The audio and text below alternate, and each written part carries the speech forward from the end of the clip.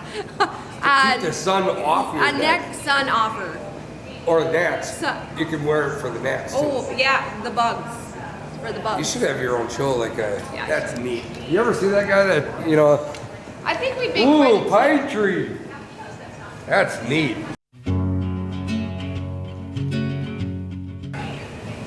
Username.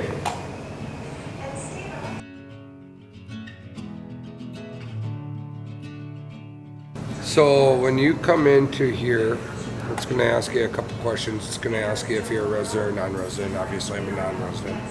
It's going to ask you if you're a student at, you know, the university over here. No, I'm not a student. It's going to ask you if you're military. I am not military. So now I'm into the fishing licenses, and you can buy a couple for non-residents. So you can get a married couple for $63, which I don't think that my wife is going to come out fishing. Maybe for a boat ride, no desire to fish. Fishing individual, that would be myself, an individual that fishes. 3-day individual. If I was coming out here on a trip and I was doing that, I would either want the 3-day or the 10-day. But the fact that I come out quite often, either open water, ice fishing, whatever the case may be, I'm going to go with the seasonal, which is a $48 non-resident fishing license. And you can continue going down and get a bunch of different things. Spring light goose, right? You know, those are done already, but the trapping taxidermy. So it's so self-explanatory coming through here that if I can figure it out, you can figure it out, because I'm not a very smart person.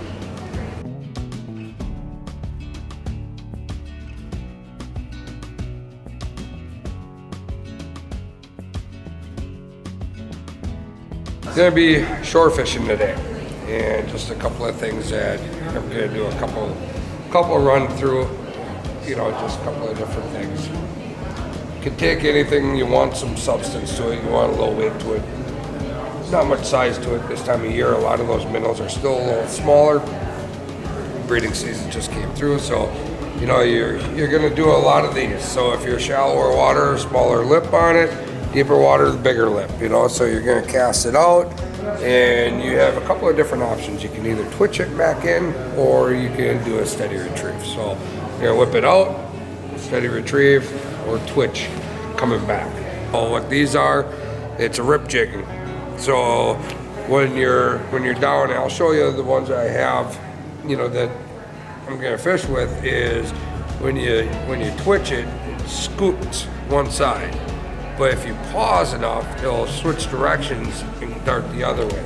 So these are a lot of, you don't want to cast those out very much because of all the rocks, but if you're standing on the bridge and you're rip jigging type of thing, that's just like you're sitting in a boat. If you have flowing current underneath you, you can rip jig right off the bridges, and we'll play with that a little bit.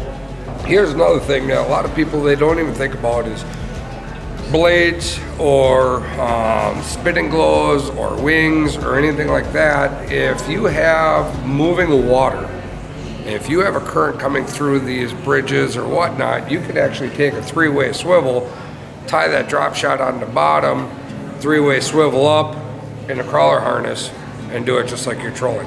There is a steady flow of water going through there that'll make that blade. And if you don't have enough water movement for these blades to be spinning, switch over to a spinning glow, because they'll, you know, Yakima makes a spinning glow and they'll turn for you.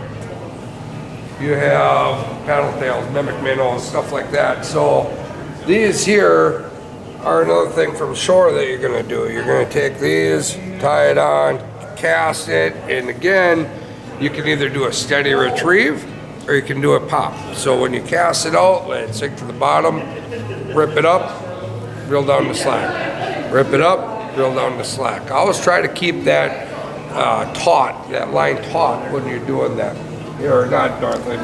Northland has some impulse and stuff like that, but you have power baits and Berkeleys and all that other good stuff. But you know, so your impulse jigs, the way that this works is the body comes through, and this actually paddle tails up through the water on the back side. So you got your crawdad color.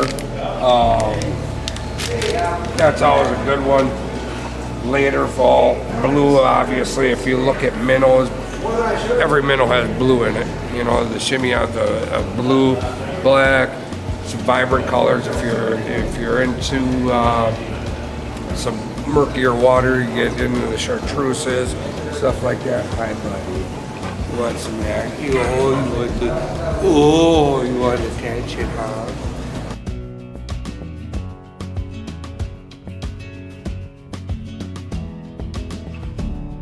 I made a comment about mono versus braid. When you're casting from shore, it's not a bad idea to have a braid backing into a mono lead. And here's why. When you have a braid, it usually casts a little farther, it's a little thinner diameter, you have a lot more response time because when you set that hook, you don't have the stretch of the mono. But when you set the hook and you get that response, especially on a rock, and it's just a lump and there is no moving, you can break that off. And let's say you have a 40-foot cast, you don't lose 40 feet of your line. You lose that tip or that lead line, you know, that's usually anywhere between 3 to 4 foot of mono going to that braid. This is actually what I like to run, frost, the braided frost. You know, a lot of people look at it and say, oh, that's an ice fishing line. Well, I'm here to tell you, I use it year round. I use it year round. I use all the drop TGs.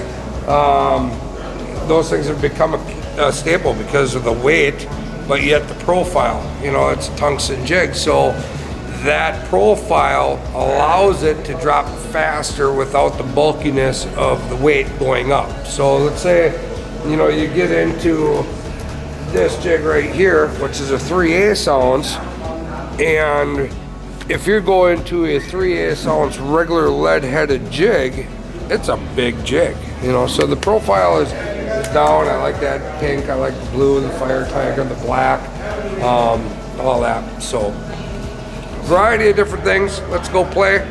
We'll be able to tell you what one is working when we're done.